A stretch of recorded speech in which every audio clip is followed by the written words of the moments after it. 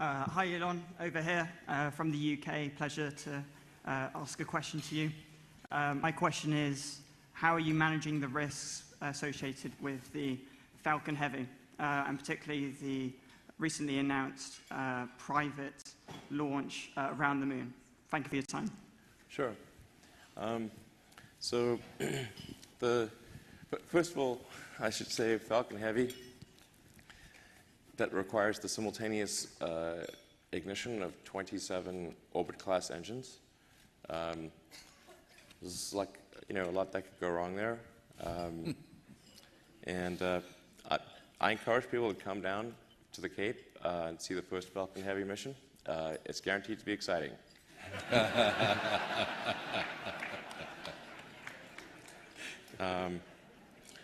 But it's, this is one of those things that's really difficult to test on the ground. We can fire the engines in the ground, but and we try to simulate the dynamics of having 27 instead of 9 booster engines, and the airflow as it goes through transonic. It's going to see heavy transonic buffet.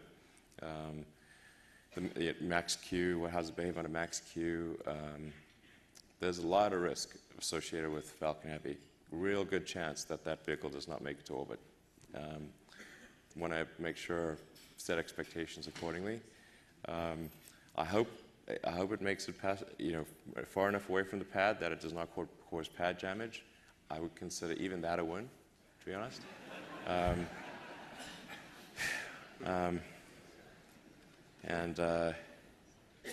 Yeah.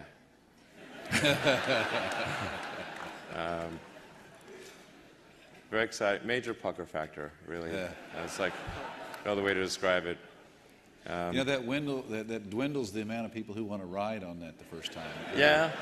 Well, it gets a smaller cat. There's still people. Full disclosure here, man. Full disclosure. I think Falcon Heavy is going to be a great vehicle. Just like so much that's really impossible to test on the ground.